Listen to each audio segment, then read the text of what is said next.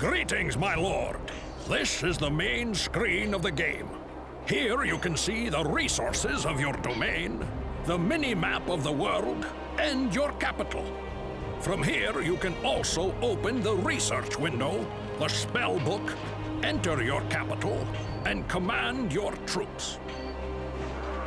In the city view, you can rename your city, switch between them, and select which buildings to construct and which units to recruit. To construct a building, choose one from the list of buildings and point to a hex where you wish to construct it.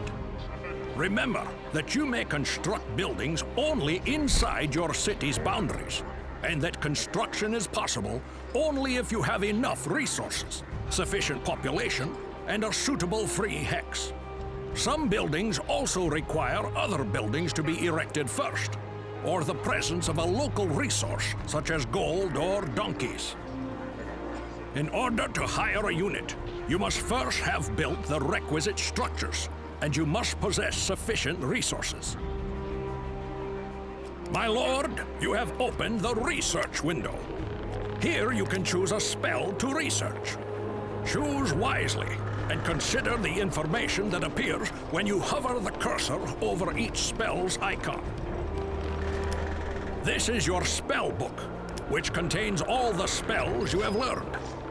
Note the indicator beside each spell's icon. This shows how much time is required to cast the spell. To give an order to a unit, you must first select it with a left click of the mouse. The selected unit can then be ordered to move or to attack. Orders are given also by mouse.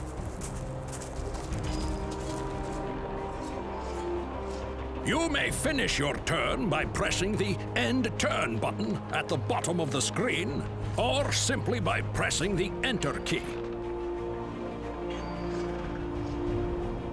The number of hexes a unit can travel in a turn depends on the movement type of the unit, its number of movement points, and the terrain type over which it is traveling. Flying units may cross almost any terrain without hindrance. Most land-bound units can cross the seas on ships, provided you have built a harbor in one of your cities.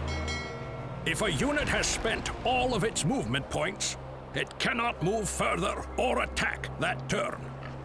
Note that attacking uses up all remaining movement points. In order to attack an enemy, your unit must be within striking distance. When you move your mouse cursor over a potential target, the battle prediction window will display. This allows you to consider the probable outcome of the attack.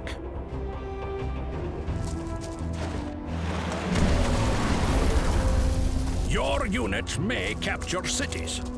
To capture a city, you must defeat any unit in the city's castle, defeat the castle itself, and then enter it with one of your units.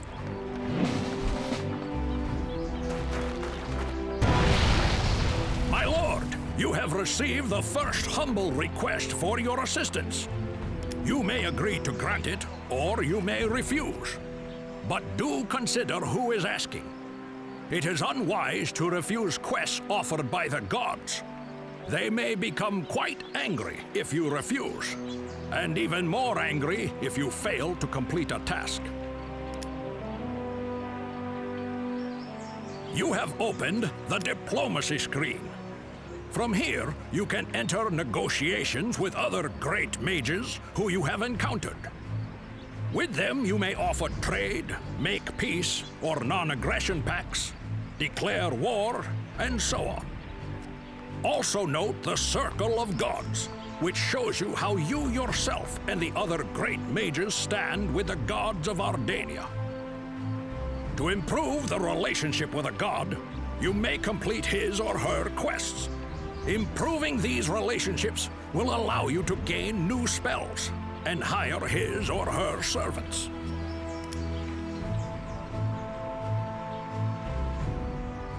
Your units can explore new territories, raise enemy buildings in the lairs of terrifying monsters, and gather loot from lost trade caravans and wrecked trade ships.